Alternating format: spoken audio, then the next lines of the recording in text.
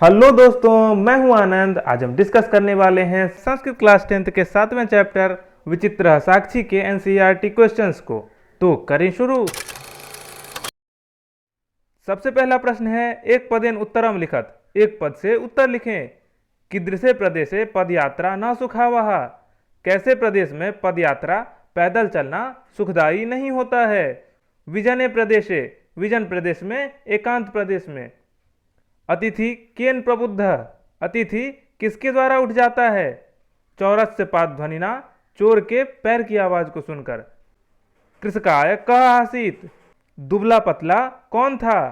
अतिथि अभियुक्त, अतिथि या अभियुक्त।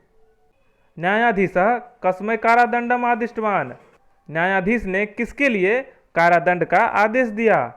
आरक्षी ने आरक्षी के लिए, पुलिस वाले के लिए। कमनिक्सा मृत शरीरम आसीत, किसके निकट मृत शरीर था। राजमार्गम, राजमार्ग के पास।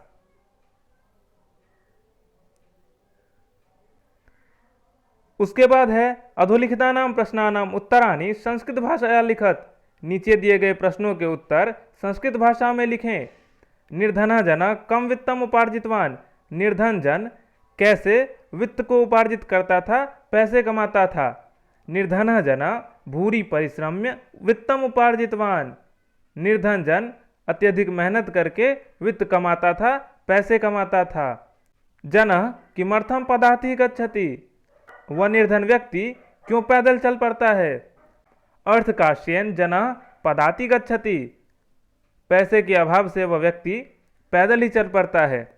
प्रसृते निशांधकारे स किम अचिंतयत, निशांधकारे रात्रि के अंधकार के फैलने पर वह क्या सोचता है। प्रसृते निशांधकारे सह अचिंतयत यत विजने प्रदेशे पदयात्रा न शुभावह, रात्रि के अंधकार फैलने पर वह सोचता है कि विजन प्रदेश में, एकांत प्रदेश में पैदल चलना शुभ नहीं है। वस्तुतः चौरह का आसीत, वास्तव में चोर कौन था।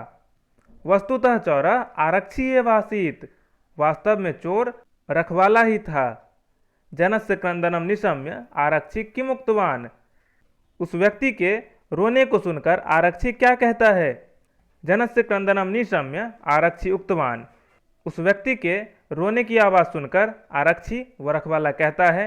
रे दुष्ट, तस्मिन् दिने त्वया अहम चोरिताया मंजुषाया गृहणात् वारितः, इदानीं निजकृत्यस्य फलं भुङ्क्ष्व, अस्मिन् चौर्याभियोगे त्वं वर्षत्रयस्य कारादंडम लप्स्यसे इति। रे दुष्ट, उस दिन तुम्हारे द्वारा मुझे चोरी किए हुए मंजूषा को ग्रहण करने से रोका गया। अब अपने किए गए का फल भोगो। इस चोरी के आरोप में तुम्हें 3 साल का कारादंड होगा। मति वैभवशालिनः दुष्करानि कार्याणि कथम साधयन्ति, मति वैभवशाली बुद्धिमान व्यक्ति दुष्कर कार्यों को कैसे कर लेते हैं। मति वैभवशालिनः दुष्करानि कार्याणि अपि नीतिम युक्तिम समालंब्य लीलया एव साधयन्ति, बुद्धिमान व्यक्ति दुष्कर कार्यों को भी नीति और युक्ति का सहारा लेकर के खेल खेल में कर लेते हैं। रेखांकित पदमाकृत्य प्रश्न निर्माणम कुरुत, रेखांकित किए गए पदों के आधार पर प्रश्न निर्माण करें। पुत्रम द्रष्टुम सह प्रस्थितः, पुत्र को देखकर वह निकल पड़ता है। प्रश्न क्या होगा इसका। कम द्रष्टुम सह प्रस्थितः, किसको देखकर वह निकल पड़ता है। करुणा परो गृही तस्मै आश्रयम प्रायच्छत, करुणा पर गृही ने, उस दयालु व्यक्ति ने उसको आश्रय दे दिया। प्रश्न होगा करुणा परो गृही कस्मै आश्रयम प्रायच्छत, करुणा पर गृही ने, उस दयालु व्यक्ति ने किसको आश्रय दे दिया। चौरस्य पाद ध्वनिना अतिथि प्रबुद्धः, चोर की पैर की आवाज को सुनकर अतिथि उठ जाता है। कस्य पाद ध्वनिना अतिथि प्रबुद्धः, किसकी पैर की आवाज को सुनकर अतिथि उठ जाता है। न्यायाधीश बंकिम चंद्र आसीत, न्यायाधीश बंकिम चंद्र थे। न्यायाधीश कह आसीत, न्यायाधीश कौन था। स भार वेदनया क्रंदति स्म, वह भार की वेदना से, भार की पीड़ा से रोने लगता है। स किमर्थम क्रंदति स्म, वह क्यों रोने लगता है। उभौ शवम चत्वरे स्थापितवन्तौ, दोनों ने सबको चबूतरे पर स्थापित किया, चबूतरे पर रखा। उभौ शवम कुत्र स्थापितवन्तौ, दोनों ने सबको कहाँ स्थापित किया?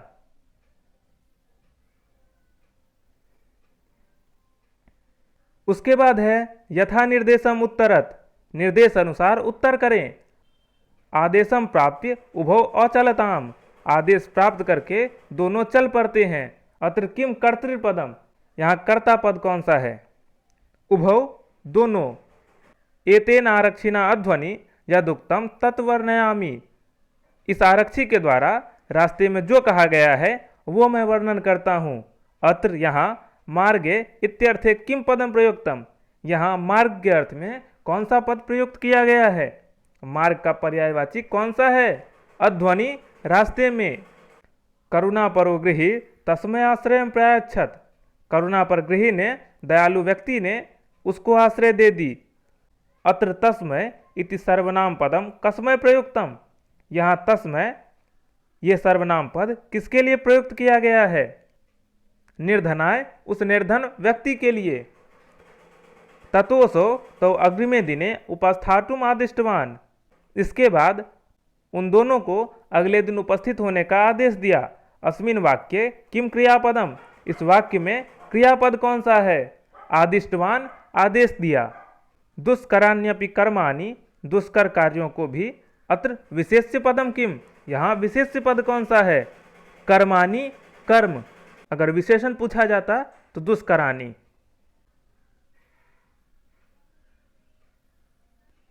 संधिम संधि विच्छेदम च कुरुत, संधि या संधि विच्छेद करें। पदातिरेव, पदाति एव। निशांधकारे, निशा जोर अंधकारे। अभि जोर आगतम, अभ्यागतम। भोजन जोर अन्ते, भोजनान्ते। चौरोयम, चौरः जोर अयम। गृह जोर अभ्यंतरे, गृहाभ्यंतरे। लीलयैव, लीलया एव। यदुक्तम, यत् उक्तम। प्रबुद्धः अतिथि, प्रबुद्धोतिथि। अधोलिखितानि पदानि भिन्न भिन्न प्रत्ययानि सन्ति, नीचे दिए गए पद अलग अलग प्रत्यय वाले हैं। तानि पृथक कृत्वा निर्दिष्टानाम प्रत्ययानाम अधोलिखत, उनको अलग करके दिए गए प्रत्ययों के नामों के नीचे लिखें। ये दिए गए हैं प्रत्यय और ये प्रत्ययों के नाम हैं, इनको अलग अलग करके हमें अलग अलग ब्लॉक्स में लिखना है। पहला है ल्यप प्रत्यय। परिश्रम्य, परिश्रम करके। विहाय, छोड़ करके। आदाय, ले करके। समागत्य, आ करके। उसके बाद है अक्त प्रत्यय। प्रस्थितः, गया। प्रविष्टः, प्रवेश किया। नियुक्तः, नियुक्त किया गया। मुदितः, प्रसन्न। उसके बाद है अक्तवतु प्रत्यय। उपार्जितवान, कमाया। पृष्ठवान, पूछा। नीतवान, ले गया। आदिष्टवान, आदेश किया। अंतिम है तुमुन प्रत्यय। दापयुतुम, दिलाने के लिए। द्रष्टुम, देखने के लिए। क्रोशितुम, चिल्लाने के लिए। निर्णेतुम, निर्णय लेने के लिए।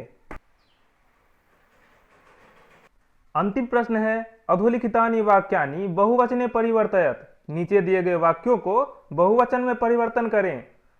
स बसयानम विहाय पदातिरेव गंतुम निश्चयं कृतवान, उसने बस की यात्रा छोड़ करके पैदल ही जाने का निश्चय कर लिया। बहुवचन में होगा ते बसयानम विहाय पदातिरेव गंतुम निश्चयं कृतवन्तः, उन्होंने बसयान की यात्रा को छोड़ करके पैदल ही जाने का निर्णय कर लिया। चौरः ग्रामे नियुक्त राजपुरुष आसीत, चोर गांव में नियुक्त राजपुरुष ही था। बहुवचन होगा चौराह ग्रामे नियुक्ता राजपुरुषा आसन, चोर गांव में नियुक्त राजपुरुष ही थे। कश्चन चौरः गृहाभ्यंतरम प्रविष्टः, कोई चोर घर के अंदर घुस गया। केचन चौराः गृहाभ्यंतरम प्रविष्टः, कुछ चोर घर के अंदर घुस गए। अन्य द्युः तौ न्यायालय स्व स्व पक्षम स्थापितवन्तौ, अगले दिन दोनों ने न्यायालय में अपना अपना पक्ष पुनः स्थापित किया। बहुवचन में होगा अन्य द्युः ते न्यायालय स्व स्व पक्ष स्थापितवन्तः, अगले दिन उन्होंने न्यायालय में अपना अपना पक्ष पुनः स्थापित किया। कोष्ठकेषु दत्तेषु पदेषु यथा निर्दिष्टा विभक्तिम प्रयुज्य रिक्त स्थानानि पूरयत। कोष्ठक में दिए गए पदों में निर्देश के अनुसार विभक्ति का प्रयोग करके रिक्त स्थानों को पूरा करें। देखिए ये वाक्य हैं, ये रिक्त स्थान है और यहाँ पे कुछ शब्द दिए गए हैं और इनमें हमें ये विभक्ति का प्रयोग करके इनको पूरा करना है। गृह शब्द में हमें पंचमी विभक्ति लगाकर पूरा करना है। सह गृहात निष्क्रम्य बहिरगच्छत, वह घर से निकलकर बाहर चला जाता है। उसी प्रकार अतिथि शब्द में हमें चतुर्थी विभक्ति का प्रयोग करना है। गृहस्थ अतिथय आश्रय प्रायच्छत, गृहस्थ ने अतिथि को आश्रय दे दी। न्यायाधिकारीन शब्द में हमें द्वितीय विभक्ति का प्रयोग करना है। तव न्यायाधिकरणम प्रतिप्रस्थितो, वे दोनों न्यायालय की ओर चल पड़े। इदम शब्द में सप्तमी विभक्ति का प्रयोग करना है। अस्मिन चौर्याभियोगे त्वं वर्षत्रयस्य कारादंडम लक्ष्यसे, इस चोरी के आरोप में तुम 3 साल का कारादंड भोगोगे। पादध्वनि शब्द में हमें तृतीय विभक्ति लगाना है। चौरस्य पादध्वनिना प्रबुद्धो अतिथि, चोर की पैरों की आवाज से उठा हुआ अतिथि। तो ये थे संस्कृत क्लास 10th के 7वें चैप्टर विचित्र साक्षी के एनसीईआरटी क्वेश्चंस। इसी प्रकार और भी चैप्टर्स के वर्ड टू वर्ड एक्सप्लेनेशन, साथ ही साथ उनके एनसीईआरटी क्वेश्चंस को देखने के लिए आप डिस्क्रिप्शन में दिए गए प्लेलिस्ट को विजिट कर सकते हैं। वहां आपको हर एक चैप्टर्स के वर्ड टू वर्ड एक्सप्लेनेशन मिल जाएंगे, साथ ही साथ उनके एनसीईआरटी क्वेश्चंस भी मिल जाएंगे। तो मिलते हैं नेक्स्ट वीडियो में। आप जुड़े रहें क्रिस्टल क्लियर के साथ। नमस्कार।